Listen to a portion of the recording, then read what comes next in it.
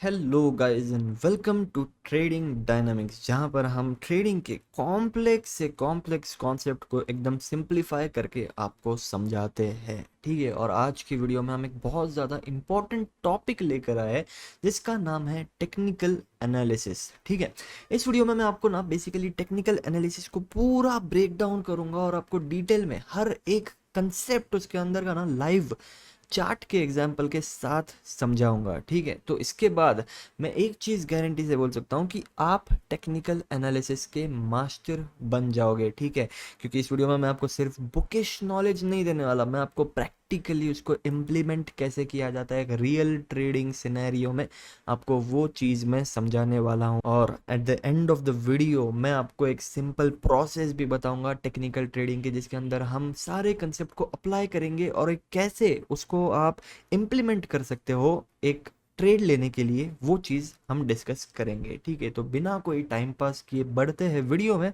Let's go.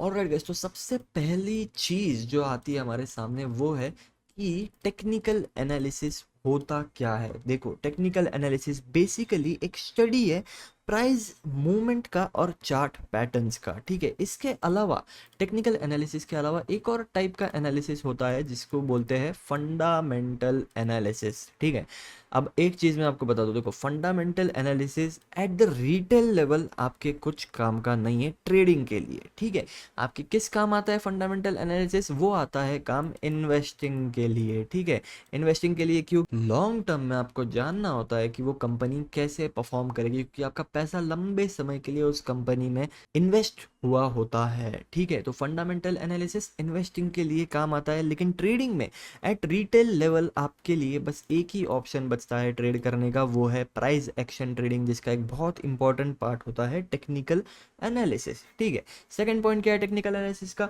वो focus करता है प्राइस पे, वॉल्यूम पे और टाइम पे। ठीक है, तीन चीज़ें बहुत ज़्यादा मैटर करती है, प्राइस, वॉल्यूम, टाइम। ठीक है, न्यूज़ ऑब्वियसली मैटर करती है। अगर कुछ बहुत बड़ी न्यूज़ आ रही है, हाई इम्पैक्ट न्यूज़ है, तो वो ऑब्वियसली शॉर्ट टर्म में यहाँ पे एक बड़ी कैंडल आपको बना के दे सकती है। ठीक है, बट पर्टिकुलरली न्यूज़ बहुत ज़्यादा टेक्निकल एनालिसिस का पार्ट नहीं है। प्राइस एक पार्ट है।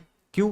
क्योंकि प्राइस मूव करता है, वो चार्ट पे एक पैटर्न बनाते हुए मूव करता है और वही चीज़ के बेसिस पे आप ट्रेड करते हो। ठीक है, सेकेंड चीज़ है वॉल्यूम। वॉल्यूम क्यों इम्पॉर्टेंट है? देखो, सबसे पहली चीज़, अगर आपको ना बड़े मूवमेंट्स चाहिए तो उतने ज़्यादा बायर्स या सेलर्स प्रेजेंट होना बहुत ज़्यादा ज़रूरी होता है मार्केट में। ठीक है, इसलिए वॉल्यूम के लिए बहुत ज़्यादा इंपॉर्टेंट है। अगर वॉल्यूम ही नहीं होगा मार्केट में, आपको ना ट्रेडिंग व्यू में एक इंडिकेटर मिलता है वॉल्यूम नाम का, आप वो लगा सकते हो और यहाँ पे देख सकते हो जब भी हाई वॉल्यूम होगा ना आपको बड़े मूवमेंट्स देखने को मिलेगी, और यही हाई वॉल्यूम के कारण आप अच्छे प्रॉफिट्स मार्केट से निकाल सकते हो। थर्ड है टाइम। टाइम इंपॉर्टेंट क्यों है? देखो, अगर रात के आप 1 2 3 बजे ट्रेड कर रहे हो तो कुछ इस तरह के कैंडल्स बनेंगे। ठीक है, जहाँ पे ना बिल्कुल भी वॉल्यूम प्रेजेंट नहीं होता, तो कब आप ट्रेड कर रहे हो, किस सेशन में ट्रेड कर रहे हो, वो भी बहुत ज़्यादा इंपॉर्टेंट पार्ट है टेक्निकल एनालिसिस का या फिर टेक्निकल बेस्ड ट्रेडिंग का। ठीक है, तो ये तीन चीज़ें बहुत ज़्यादा इंपॉर्टेंट है।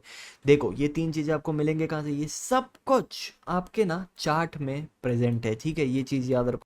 आपको इसके लिए कोई थर्ड पार्टी एप्लीकेशन नहीं चाहिए, सॉफ्टवेयर नहीं चाहिए, कोई इंडिकेटर की ज़रूरत नहीं है। ठीक है, ये चीज़ याद रखो, कोई भी इंडिकेटर लगाने की, सब कुछ चार्ट में प्रेजेंट है। ठीक है, ऑलरेडी प्राइस एक्शन, जो चार्ट का बिहेवियर है, मार्केट स्ट्रक्चर, सब कुछ ऑलरेडी आपके सामने, तो आपको और कोई भी चीज़ की ज़रूरत नहीं है। ठीक है, अब मैटर क्या करता है पता है? मैटर करता है सिर्फ और सिर्फ ह्यूमन साइकोलॉजी और रिपीटेबल मार्केट बिहेवियर। ठीक है, देखो, एक रिटेल ट्रेडर बस एक ही तरह से ट्रेड कर सकता है कि मार्केट ना किस तरह से बिहेव कर रहा है। ठीक है, और वही चीज आगे जाके फिर से मार्केट रिपीट करेगा। ठीक है, ये बिहेवियर है, आगे जाके सेम चीज रिपीट हो रहा है, इसके बेसिस पे आप ट्रेड कर रहे हो। सिंपल यही चीज है ट्रेडिंग। ठीक है, और ये चीज आपको मतलब याद कैसे रहेगी? आपकी साइकोलॉजी से। आपके साइकोलॉजी में ये फिक्स होना चाहिए कि भाई ट्रेडिंग आप किस बेसिस पे कर रहे हो, क्या साइकोलॉजी रख के आप ट्रेड कर रहे हो। ठीक है ना, तो ये दो चीजें बहुत ज्यादा इंपॉर्टेंट होती है टेक्निकल बेस्ड ट्रेडिंग में। अब नेक्स्ट इम्पॉर्टेंट पॉइंट जो आता है वो है core concepts of technical analysis. ठीक है, core concepts of technical analysis क्या है। देखो 4 बेसिक कंसेप्ट्स मैं आपको सिखाऊंगा, इनके अलावा 3 और एडवांस्ड कंसेप्ट भी है जो कि है लिक्विडिटी, स्ट्रेंथ एंड वीकनेस और मार्केट स्ट्रक्चर। इन कंसेप्ट को मैं बोलता हूँ एडवांस्ड कंसेप्ट, जिसके ऊपर ऑलरेडी एक वीडियो मैंने बना रखा है जो कि मैं इस वीडियो के एंड में मेंशन कर दूंगा। इस वीडियो के बाद आप उसको देख सकते हो, ठीक है। तो देखो सबसे पहली चीज जो कंसेप्ट है वो है कैंडल स्टिक चार्ट्स, ठीक है। कैंडल स्टिक्स होते क्या है, मुझे नहीं लगता ये समझाने की मुझे आपको ज़रूरत है, बट कैंडल स्टिक कितने टाइप्स के होते हैं और उसको कैसे और कब मार्केट में आपको देखना है, ढूंढना है, वो चीज़ मैं आपको थोड़ा एक्सप्लेन कर देता हूँ, ठीक है। तो बेसिकली कैंडल स्टिक्स ना 3 टाइप्स के होते हैं, ठीक है। 3 इसके मेजर टाइप्स होते हैं, इसके अलावा और भी टाइप्स है जैसे हैमर हो गया या फिर स्पिनिंग टॉप हो गया, इस प्रकार के और बहुत सारे कैंडल स्टिक पैटर्न्स बुक्स में लोगों ने बना रखे। बट आपके लिए क्या इंपॉर्टेंट है, आपके लिए सिर्फ 3 कैंडलस्टिक पैटर्न्स इंपॉर्टेंट है, ठीक है। वो क्या है, सबसे पहला होता है एनगल्फिंग कैंडल, ठीक है। एनगल्फिंग कैंडल, ठीक है, ये सबसे पहला टाइप का अपना कैंडल है। दूसरा टाइप क्या है, पिन बार, ठीक है।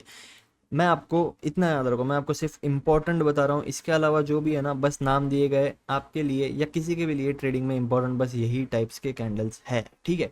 Pin bar. थर्ड टाइप जो होता है ना वो होता है डोजी, ठीक है। और चिंता मत करो, मैं इसका ना आपको रियल चार्ट पे भी एग्जाम्पल इंप्लीमेंट करके बताऊंगा, ठीक है। अब देखो ये 3 टाइप के कैंडल स्टिक्स है, ठीक है। इन तीनों को अपन एक एक करके डिस्कस करते हैं। सबसे पहले जो हम डिस्कस करेंगे ना वो है बुल कैंडल या फिर बुलिश कैंडल स्टिक्स, ठीक है। बुलिश में 2 टाइप के कैंडल है। पहला है बुलिश एनगल्फिंग कैंडल, ठीक है। बुलिश एनगल्फिंग कैंडल कैसे दिखता है, वो होता है कुछ इस प्रकार का, ठीक है। इस कैंडल को आप ग्रीन कलर दे दो क्योंकि ये एक बुलिश एनगल्फिंग कैंडल है, ठीक है। इसकी कैरेक्टरिस्टिक्स क्या है, ये एक लंबी बड़ी कैंडल होती है जिसके अंदर बहुत बड़ी बॉडी होती है। ये क्या स्टेट करता है, ये स्टेट करता है स्ट्रेंथ, ठीक है।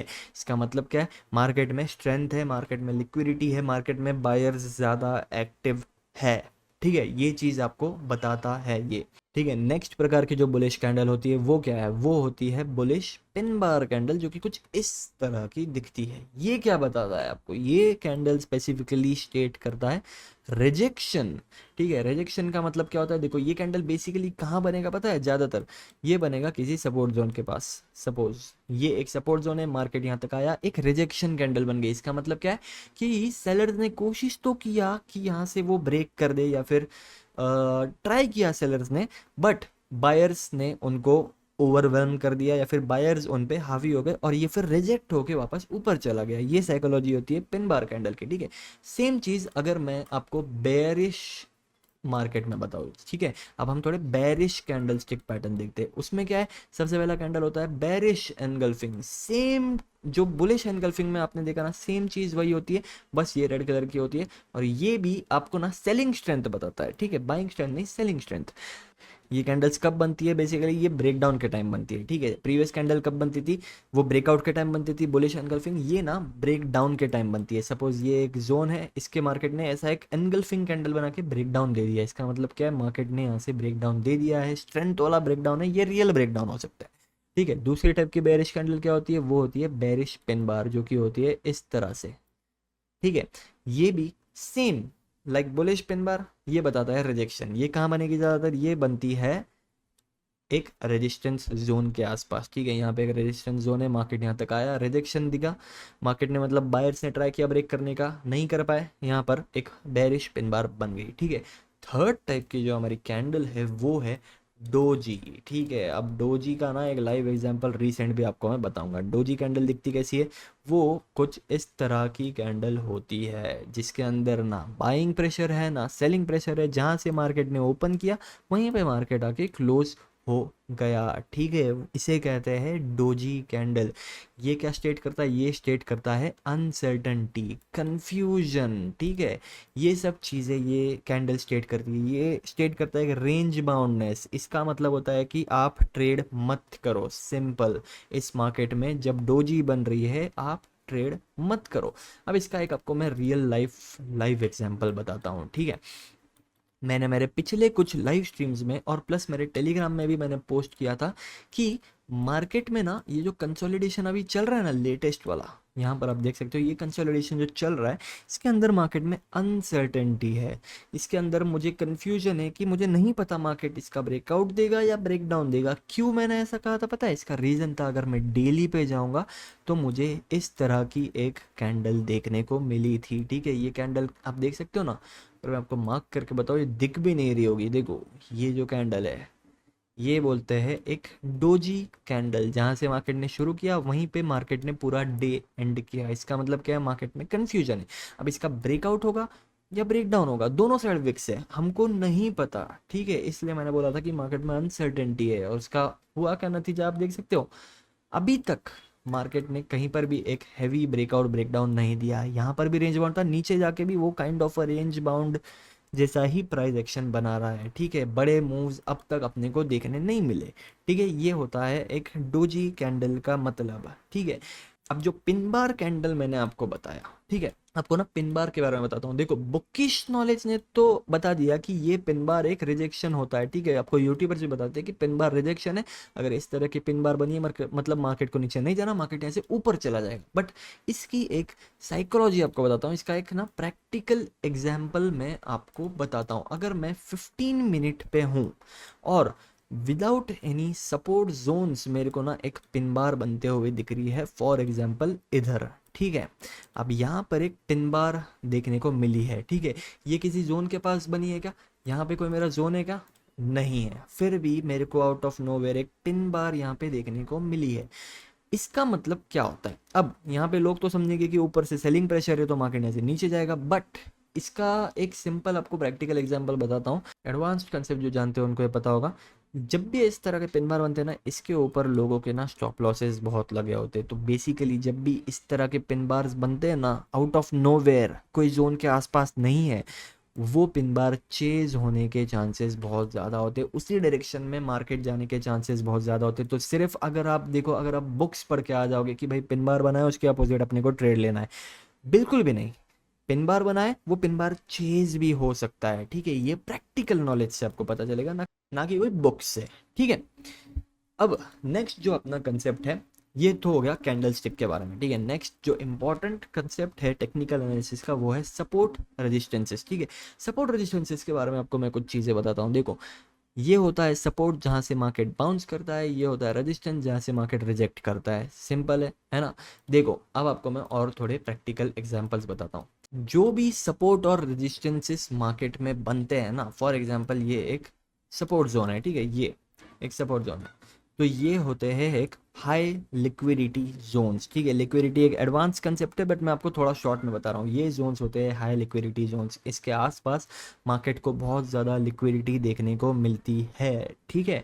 अब मैं आपको एक इम्पॉर्टेंट चीज़ बताता हूँ। जब भी ये सपोर्ट जोन ब्रेक होते हैं ना, एक चीज़ याद रखना, ब्रेक होने के बाद अगर मार्केट फिर से रीटेस्ट कर रहा है ना, चांसेस ज़्यादा होते हैं कि मार्केट ना ट्रैप करके वापस ऊपर चला जाएगा, ठीक है। सेम अगर ये रेजिस्टेंस जोन है, मार्केट ब्रेकआउट दे रहा है ना, ट्रैप होके नीचे आने के चांसेस ज़्यादा होते हैं, ठीक है। लेकिन इसी का अपोजिट होता है ट्रेंड लाइंस में, जो कि हम आगे इसके बाद वाले पॉइंट में डिस्कस करेंगे, ठीक है।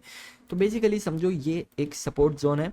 सपोर्ट जोन एक रियल सपोर्ट जोन किसे कहते हैं पता है? जहाँ पे मार्केट बार बार टेस्ट कर रहा है, ठीक है। लेकिन और एक चीज़ जो साइकोलॉजी होती है सपोर्ट जोन की, वो है कि जितनी ज़्यादा बार मार्केट टेस्ट कर रहा है ना इसको, ये सपोर्ट जोन वीक होता जाता है और इसके ब्रेक डाउन या फिर ब्रेकआउट होने के चांसेस बढ़ जाते हैं, ठीक है। Same goes with resistance zones. तो आपको थोड़ा प्रैक्टिकल मार्केट में सोच समझ के इसके बेसिस पे ट्रेड करना चाहिए। फॉर एग्जांपल इसका एक रीसेंट एग्जांपल मैं अगर आपको बताऊँ, ये एक रेजिस्टेंस जोन बना रखा है, ठीक है। मार्केट ने एक स्ट्रॉन्ग रेजिस्टेंस जोन बना रखा है, जिसको दूसरी भाषा में बोला जाता है सप्लाई जोन, ठीक है। सपोर्ट को बोला जाता है डिमांड जोन। अब ये रेजिस्टेंस लिया, रेजिस्टेंस लिया, रेजिस्टेंस लिया, जितनी बार मार्केट इसको टेस्ट कर रहा है ना, आप देखते हो कि सेलिंग वीक होते जा रही है और इसका एक स्ट्रॉन्ग ब्रेकआउट अपने को देखने को मिलता है। तो ये क्या है?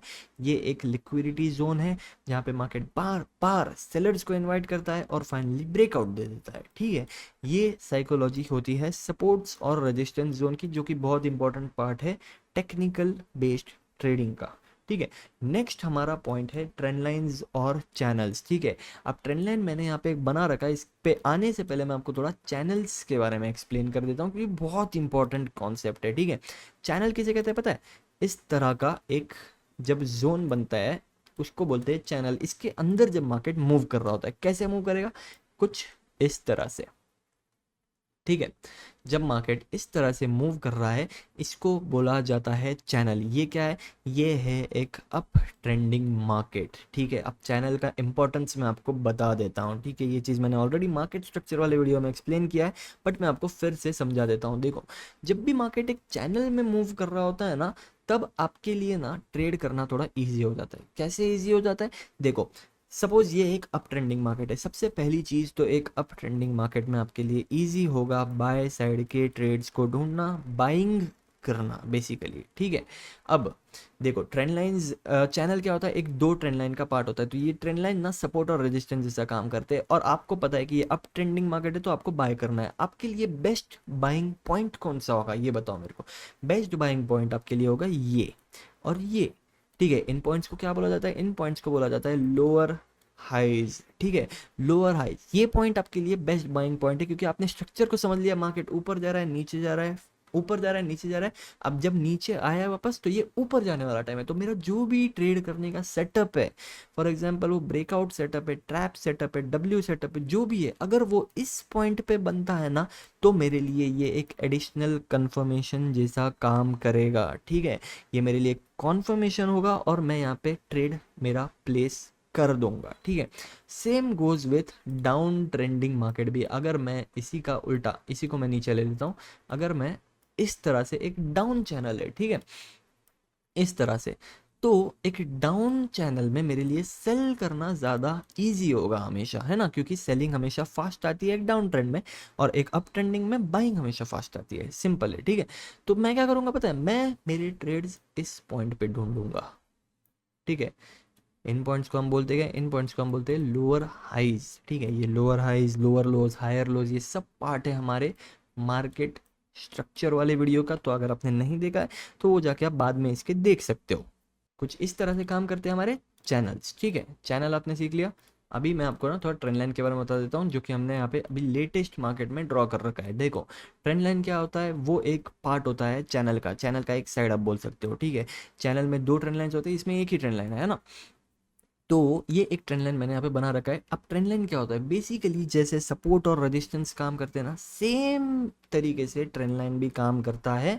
बस ये थोड़ा स्लैंटिंग होता है, ठीक है। ये परफेक्टली हॉरिजॉन्टल नहीं होता, ये टेढ़ा होता है, ठीक है। अब ये ट्रेंड लाइन मैंने यहाँ पे ड्रॉ कर दिया, ठीक है। अब जैसा कि मैंने आपको बताया था कि एक हॉरिजॉन्टल लेवल जो होती है ना, उसके अंदर मार्केट ना इस तरह से ट्रैप करके वापस ऊपर जाने वाले चांसेस ज़्यादा होते हैं। बट एक ट्रेंड लाइन में क्या होता है पता है, ट्रेंड लाइन का जब ब्रेकडाउन होता है तो मार्केट एक रीटेस्ट करके वापस एक रियल ब्रेकडाउन में ज़्यादा चांसेस होते हैं ट्रेंड लाइन में, ठीक है। ट्रेंड लाइन ब्रेकडाउन कभी भी रियल ब्रेकडाउन होने के चांसेस ज़्यादा होते हैं, अगर आपको सिंपल वर्ड्स में बोलूँ तो। बस इतना ही होता है ट्रेंड लाइन, ठीक है। कोई रॉकेट साइंस नहीं है इसके अंदर। नेक्स्ट जो चीज़ है, जो कोर कंसेप्ट है टेक्निकल एनालिसिस का, वो है वॉल्यूम, जो कि सबसे ज़्यादा इम्पॉर्टेंट चीज़ होती है। आपको मैं इस तरह बताता हूँ, देखो, volume is like a engine. एक इंजन गाड़ी में क्या काम करता है, गाड़ी चलाने का काम करता है। जितना बड़ा इंजन होगा उतना फास्ट गाड़ी चलेगी, जितना छोटा इंजन होगा उतना स्लो गाड़ी चलेगी। वैसे ही वॉल्यूम एक इंजन होता है, ठीक है। जितना ज़्यादा वॉल्यूम मार्केट में प्रेजेंट होगा, उतने बड़े मूव्स आएंगे, उतने लंबे मूव्स आएंगे, उतने फास्ट मूव्स आएंगे, ठीक है। यहाँ पे वॉल्यूम ज़्यादा है, यहाँ पे मूव्स आप देख सकते हो। और जितना कम वॉल्यूम मार्केट के अंदर होगा, उतने ही छोटे मूव्स आएंगे, उतने ही स्लो मोमेंटम आएगा, और उस तरह से मार्केट काम करेगा। तो आपको ट्रेड कहाँ करना है, सिंपल है, जहाँ पे सबसे ज़्यादा वॉल्यूम प्रेजेंट है, ठीक है। जिस टाइम पे सबसे ज़्यादा वॉल्यूम प्रेजेंट है, उस टाइम पे आपको ट्रेड करना है, ठीक है। तो ये चार जो कोर कंसेप्ट है ना, ये बेसिक्स हो गया। इसके अलावा तीन और एडवांस्ड कंसेप्ट है, जो कि है लिक्विडिटी, स्ट्रेंथ और वीकनेस, और मार्केट स्ट्रक्चर। अगर आप चाहते हो कि इसके ऊपर भी मैं एक ऐसा ही डिटेल्ड वीडियो लेकर आऊँ वापस से, तो कमेंट करो पार्ट 2, जिसके अंदर हम वापस से एंट्री, एग्जिट, स्टॉप लॉस, ये सब चीज़ें भी डिटेल में कवर करेंगे, ठीक है। इसके अलावा नेक्स्ट पॉइंट जो अपना है, वो है कॉमन मिस्टेक्स। मैं आपको बताता हूँ चार ऐसे मिस्टेक्स जो नॉर्मली बिगिनर ट्रेडर्स या एडवांस्ड ट्रेडर्स भी टेक्निकल एनालिसिस में करते हैं, ठीक है। सबसे पहला मिस्टेक क्या है बताए, नंबर 1 मिस्टेक है कि वो लोग रिलाय करते हैं इंडिकेटर्स पे बहुत ज़्यादा, ठीक है। अब मैं आपको इंडिकेटर्स का लॉजिक बताता हूँ कि वो काम कैसे करते हैं। ठीक है, सपोज ये मार्केट मूव कर रहा है, कोई भी इंडिकेटर ना ये मोमेंटम होने के बाद इंडिकेट यहाँ पर करेगा। ठीक है, ये चीज आप समझ जाओ। आपको मैं नहीं समझ में आया, फिर से बताता हूँ। देखो ये मूव हो गया, उसके बाद कोई भी इंडिकेटर इंडिकेट करता है। ठीक है, ये मूव होने से पहले कोई भी इंडिकेटर कुछ भी आपको इंडिकेट नहीं करता है, इसीलिए इंडिकेटर्स को बोला जाता है लैगिंग इंडिकेटर्स। ठीक है, ये चीज़ आप समझ जाओ, क्योंकि वो लैगिंग होते हैं उसका मतलब वो आपको कोई प्रेडिक्शन करके नहीं दे रहे, वो सिर्फ आपको ना एक दूसरे फॉर्म में बता रहे कि मार्केट में अभी अभी हुआ क्या है। ठीक है, और कुछ नहीं बता रहे वो लोग। तो इंडिकेटर की आपको कोई जरूरत नहीं, आपको जो कुछ भी टेक्निकल एनालिसिस में, ट्रेडिंग में, प्राइस एक्शन ट्रेडिंग में करना है ना, वो सब कुछ आपके सामने ये फ्री चार्ट पे अवेलेबल है। को और कोई चीज़ की ज़रूरत नहीं है। ठीक है, ये मिस्टेक नंबर 1 है। मिस्टेक नंबर 2 क्या है? मिस्टेक नंबर 2 है एंटरिंग विदाउट कंफर्मेशन। अब एग्जैक्टली ट्रेडिंग में एक कंफर्मेशन होता क्या है? वो एक चेक मार्क्स होते हैं। ठीक है, हाँ ये चीज़ सही है, ठीक है, इस पर मैंने चेक मार्क लगा दिया। ये चीज़ हो रही है क्या? यस हो रही है, चेक मार्क लगा दिया। ये चीज़ हो रही है क्या? ये हो रही है, चेक मार्क लगा दिया। अब तीनों कंफर्मेशन है, अब मैं ट्रेड एंटर करूंगा। इसको बोलते हैं कंफर्मेशन। अब एग्जैक्टली वो कंफर्मेशन होते क्या है, क्या आपको देखना है मार्केट में एंटर करने से पहले ना, ये सब हम हमारे नेक्स्ट पॉइंट में कवर करेंगे, जब मैं आपको एक सिंपल प्रोसेस बताऊंगा टेक्निकल ट्रेडिंग की। ठीक है, एग्जांपल के साथ आपको एक पूरा एनालाइज करके मैं आपको बताऊंगा। इसी के बाद उसके अंदर मैं आपको बताऊंगा कि कंफर्मेशन क्या क्या हो सकते हैं। ठीक है, उसके अलावा जो नेक्स्ट थर्ड मिस्टेक है जो बिगिनर ट्रेडर्स करते हैं वो है इग्नोरिंग वॉल्यूम। ठीक है, वॉल्यूम को इग्नोर करना एक बड़ी मिस्टेक होती है ट्रेडिंग के अंदर, ये चीज़ समझ जाओ। अगर आपको कम वॉल्यूम दिख रहा है, अगर आपको दिख रहा है मार्केट में स्लो मोमेंटम है, अगर आपको दिख रहा है कि मार्केट रेंज बाउंड है, फिर भी अगर आप उसके अंदर ट्रेड करते हो तो वो एक मिस्टेक है। ठीक है, अगर आपको दिख रहा है मार्केट बार बार डोजी कैंडल्स बना रहा है, तो भी आप उसके अंदर अगर ट्रेड करते हो तो वो एक मिस्टेक है। ठीक है, जब तक आपको हाई वॉल्यूम मूव्स, एक क्लियर प्राइस एक्शन नहीं दिखता, तब तक आपको ट्रेड नहीं करना चाहिए। ठीक है, और उसके अलावा जो फोर्थ मिस्टेक है वो है trading without a plan. Trading without a plan का क्या मतलब है? मैंने अभी तक जितने भी कॉन्सेप्ट आपको सिखाया ना, वो सब अगर आप इम्प्लीमेंट करोगे, आपके एक एक चेक मार्क लगाते जाओगे कॉन्फर्मेशंस के। जैसे आपने देख लिया वॉल्यूम है, ठीक है, आपने देख लिया कि ट्रेंड ठीक है, ठीक है, अगर आपने देख लिया कि ट्रेंड में आपको किस पॉइंट पे ट्रेड करना है, लोअर हाई पे ट्रेड करना है। ठीक है, लोअर हाई पे मार्केट है क्या है, ये सब जो आपने एक लिस्ट बनाया ना, इसको बोलते हैं एक प्लान। ये प्लान के हिसाब से अगर आप ट्रेड नहीं कर रहे हो तो वो भी एक मेजर मिस्टेक आपके लिए लॉन्ग टर्म में बन सकती है। ठीक है, तो ये 4 सिंपल मिस्टेक्स थे, मैंने सोचा आपको बता दूं ताकि आप आगे ये चीज़ रिपीट ना करो। अब मैं आपको एक फॉर एग्जाम्पल, ठीक है, मैं आपको एक पूरा सिनेरियो ट्रेडिंग का बताता हूँ। ठीक है, देखो सबसे पहली चीज मैं क्या करूंगा, मैं जाऊंगा 1 आवर टाइम फ्रेम पे मार्केट स्ट्रक्चर को देखने के लिए। ठीक है, मार्केट स्ट्रक्चर मेरे को क्या दिखा रहा है? मेरे को एक डाउन चैनल दिखा रहा है जिसका ब्रेक डाउन हुआ है, तो बेसिकली मैं इसको एक डाउन ट्रेंड कंसीडर करूंगा। ठीक है, ब्रेक डाउन के बाद मुझे यहाँ पे क्या दिख रहा है? ब्रेक डाउन के बाद मेरे को दिख रहा है कि मार्केट ने यहाँ पे एक डाउन मूव दिया, एक हाई बनाया, फिर नीचे गया, फिर एक लोअर हाई बना रहा है मार्केट यहाँ पे। ठीक है, तो देखो ये हाई, लोअर हाई, यहाँ पे एक और लोअर हाई के पोजीशन पे मार्केट आ चुका है, ये चीज़ मेरे को दिख रही है। मैं क्या करूँगा फिर? मैं जाऊँगा 5 मिनट टाइम फ्रेम पे। 5 मिनट टाइम फ्रेम पे मेरे को दिख रही है यहाँ पे एक ट्रेंड लाइन। ठीक है, मैं वो सब कॉन्सेप्ट इंप्लीमेंट करने की कोशिश कर रहा हूँ जो कुछ मैंने आपको यहाँ पे सिखाया है। ठीक है, यहाँ पे मेरे को एक ट्रेंड लाइन दिख रही है। ट्रेंड लाइन में क्या हो रहा है? ट्रेंड लाइन का ब्रेक डाउन होता है। अब ब्रेक डाउन एक बेरिश एनगल्फिंग कैंडल के साथ हुआ है। ठीक है, देखो रिजेक्शन अगर होता है यहाँ पे तो फिर हम कुछ अलग समझ सकते थे, बट बेरिश एनगल्फिंग कैंडल के साथ यहाँ पे एक अच्छा ट्रेंड लाइन ब्रेकडाउन अपने को देखने को मिला है। नेक्स्ट चीज़ क्या है? नेक्स्ट चीज़ मार्केट रीटेस्ट करने के लिए ऊपर जाता है। अब मैं आपको अगर यहाँ पे एकदम ध्यान से अगर आप देखोगे, यहाँ पे जब रीटेस्ट करने मार्केट जा रहा है, अपने को यहाँ पे देखने मिल रही है हमारी एक एडवांस्ड कंसेप्ट जो है ना स्ट्रेंथ एंड वीकनेस का, उसमें से हमको यहाँ पे देखने मिल रहा है बाइंग में वीकनेस। ठीक है, वीकनेस बाइंग में का क्या मतलब होता है कि बायर स्ट्रांग नहीं है, यहाँ से एक सेल साइड का मोमेंटम आ सकता है। ठीक है, अब मैं जाता हूँ 1 मिनट टाइम फ्रेम पे मेरी एंट्री को ये और कंफर्म करने के लिए। ठीक है, देखो यहाँ पे क्या दिख रहा है अपने को? यहाँ पे एक जोन मेरे को देखने को मिल रहा है इस तरह से, ये एक रेजिस्टेंस, ये एक रेजिस्टेंस स्विंग बना है, मार्केट ब्रेकआउट देता है और ब्रेकआउट के बाद का जो बिहेवियर है कि बाइंग में वीकनेस है।